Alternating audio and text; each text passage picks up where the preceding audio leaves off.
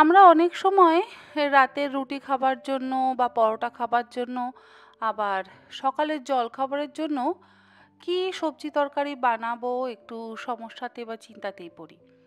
তো আজকে আমি আপনাদের সাথে বেগুনের একটা রেসিপি শেয়ার করছি। আর সেটা কিন্তু মহারাষ্ট্রে ভীষণভাবে প্রসিদ্ধ। এই ছোট ছোট বেগুনগুলো মহারাষ্ট্রে খুব পাওয়া যায়। আমি সেদিনকে বাজারে এরকম ছোট বেগুনগুলো পেলাম বলে ভাবলাম রেসিপিটা তাহলে আপনাদের সঙ্গে শেয়ার করি। এটাকে মহারাষ্ট্রে বেগুন ভাজি বলে, যেটা খেতে অত্যন্ত সুস্বাদু হয়। বেগুনগুলোকে আমি এইরকম মাথার দিক থেকে 4 ফালি করে কেটে নেব। তবে যেহেতু বেগুনগুলো সাইজ ছোট, তাই গোটা বেগুনটাই রাখবো। আপনারা যদি এরকম ছোট সাইজের বেগুন পান তাহলে এইভাবে করবেন, আর যদি ছোট সাইজের বেগুন না পান তাহলে বড় বেগুন দিয়েও টুকরো করে কেটে নিয়েও করতে পারেন, আর একটু বড় বড় সাইজের টুকরো করে কাটতে হবে।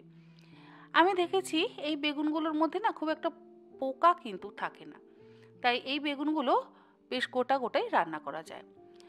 বেগুনগুলো মাঝখান থেকে চিড়ে নিয়ে বেগুনের যে ডাঁটি বা বোটাটা আছে সেটাকেও একটু ছোট করে কেটে নিয়েছি। আর এই রান্নাতে ব্যবহার করব টমেটো, একটা বড় সাইজের টমেটো লম্বা লম্বা করে কেটে নিয়েছি। আর তার সাথে দুটো মিডিয়াম সাইজের পেঁয়াজও লম্বা লম্বা করে কেটে নিয়েছি, মানে ওই পাতলা পাতলা স্লাইস করে কেটে নিয়েছি, যেটা পরে ভাজার সময় কিন্তু লম্বা হয়ে যাবে। আর রান্নাটা করবার জন্য আমি কড়াইতে দিয়ে দিচ্ছি 3 টেবিল চামচ পরিমাণে সর্ষের তেল। একটু সর্ষের তেলটা বা সাদা তেল যেটাতেই আপনারা রান্না করেন না কেন, তেলের পরিমাণটা একটু বেশি ব্যবহার করলে ভালো হয়। তেল গরম হয়ে গেলে এর মধ্যে প্রথমেই আমি পেঁয়াজের টুকরোটা দিয়ে দিচ্ছি। গ্যাসের ফ্লেমটাকে মিডিয়ামে রেখে মিনিট দুয়েক সময় ধরে পেঁয়াজটা হালকা করে ভেজে নেব। পেঁয়াজটা বেশ কিছুক্ষণ ভাজা হয়ে যাওয়ার পর এবারে আমি বেগুনগুলো দিয়ে দিচ্ছি। আর বেগুনগুলোকে দিয়ে গ্যাসের ফ্লেমটাকে মিডিয়াম টু হাইতে করে দিয়ে আরও মিনিট তিনেক ভেজে নিচ্ছি। আবারও বলছি, যদি এরকম ছোট বেগুন পান তাহলে আপনারা গোটা গোটা রাখবেন, আর যদি বড় বেগুন পান, মানে আমাদের কলকাতার বাজারে তো বড় বড় বেগুনই আমরা সবসময় পাই, আমি এই বেগুনগুলো বড় বাজার থেকে কিনে এনেছিলাম। আমাদের সবসময় রোজকার বাজারে কিন্তু এই ছোট বেগুন খুব একটা দেখতে পাওয়া যায় না। যাই হোক, বেগুনগুলো ভাজবার সময় আমি দিয়ে দিলাম স্বাদ অনুসারে লবণ। লবণটা দিলে বেগুনটা কিন্তু খুব তাড়াতাড়ি নরম হয়ে যাবে। আর এই রান্নাতে জলের ব্যবহার কিন্তু একেবারেই করব না। লবণটা দিয়ে মিনিট 4-5 বেগুনগুলোকে একটু মিডিয়াম টু হাই ফ্লেমে ভাজা ভাজা করে নেওয়ার পর এবারে টমেটোর টুকরোগুলো দিয়ে দিলাম।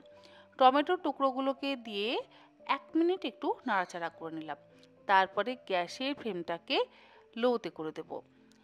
লোতে করে দেওয়ার পর ঢাকা দিয়ে মিনিট 2-3 রেখে দেব, যাতে বেগুন টমেটো পেঁয়াজ এগুলোর থেকে বেশ একটু জল বেরিয়ে যায়। রান্নাতে জলের ব্যবহার তো একেবারেই করব না, জাস্ট ভাজা ভাজা হবে, আর তার মধ্যে একটু মশলারও ব্যবহার হবে। মিনিট 2-3 ঢাকা দিয়ে রাখার পর অল্প তো জল বেরিয়েইছে, সেই জলেই কিন্তু বেগুনটা আমাদের বেশ সুন্দর সেদ্ধ হয়ে যাবে।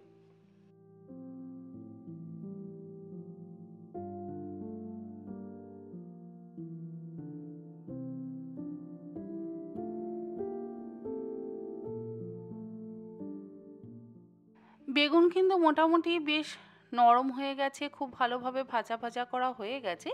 এবারে এর মধ্যে আমি একে একে গুঁড়ো মশলাগুলো দিয়ে দেব। হাফ চা চামচ দিচ্ছি হলুদ গুঁড়ো, তার সাথে 1 চা চামচ দিচ্ছি ধনে গুঁড়ো, 1 চা চামচের থেকে একটু কম পরিমাণে দিচ্ছি জিরে গুঁড়ো। ধনে গুঁড়োটা বেশি ব্যবহার করতে হবে, জিরে গুঁড়োটা একটু কম। আর দিচ্ছি 1 চা চামচ পরিমাণে কাশ্মীরি লঙ্কার গুঁড়ো। এই সমস্ত কিছু দিয়ে আবারও ভালো করে মিশিয়ে কষিয়ে নিচ্ছি। কোনো রকম আদা রসুনের ব্যবহার করবার কিন্তু প্রয়োজন নেই। রুটি দিয়ে এই বেগুন ভাজি খেতে অসম্ভব ভালো লাগে। একবার এইভাবে অবশ্যই করে দেখবেন। যাই হোক, আমি সমস্ত মশলা দিয়ে খুব ভালো করে লো টু মিডিয়াম ফ্লেমে একসাথে ভাজা ভাজা করে নিচ্ছি।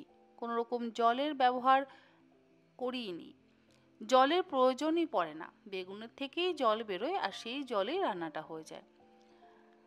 মোটামুটি রান্নার শেষ পর্যায়ে তবু আমি আরেকটু ঢাকা দিয়ে দিলাম। ঢাকা দিয়ে লো ফ্লেমে আবারও একটু মশলার সাথে বেগুনগুলোকে ভাজা ভাজা করে নেওয়ার পর ঢাকাটাকে খুলে নিয়ে এবারে এর মধ্যে দিয়ে দেব সামান্য পরিমাণে একটু ধনেপাতা কুচি। রান্নার শেষে যে কোনো রান্নাতে যদি একটু ধনেপাতা কুচি ব্যবহার করা হয় তাহলে রান্নার স্বাদ দ্বিগুণ মাত্রায় বেড়ে যায়, বিশেষ করে এই শীতের দিনে। শীতের দিনে ধনেপাতার স্মেল তো একেবারেই আলাদা, সেই জন্য সব রান্নাতেই যদি একটু করে ধনেপাতা কুচি ব্যবহার করা হয় না, খুব ভালো লাগে।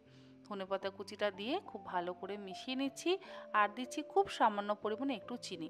চিনিটা চাইলে দিলেও হয়, না দিলেও হয়, তবে স্বাদের ব্যালেন্স করবার জন্য একটু চিনির ব্যবহার করছি।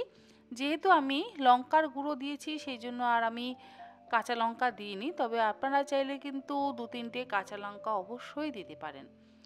যাই হোক, আমাদের বেগুন ভাজি একদম তৈরি। আমি গ্যাসের ফ্লেমটাকে বন্ধ করে দিই, এবারে প্লেটিং করব। রুটি, পরোটা বা ডাল ভাতের সাথেও এইরকম বেগুন ভাজি খেতে অসম্ভব ভালো লাগবে। একবার এইরকম ছোট বেগুন পেলে অবশ্যই করে দেখবেন, আর ছোট বেগুন যদি না পান তাহলে বড় বেগুন দিয়ে একটু বড় বড় টুকরো করে কেটে নিয়ে এই রেসিপিটা বানিয়ে দেখবেন, বাড়ির সকলের ভীষণ ভালো লাগবে।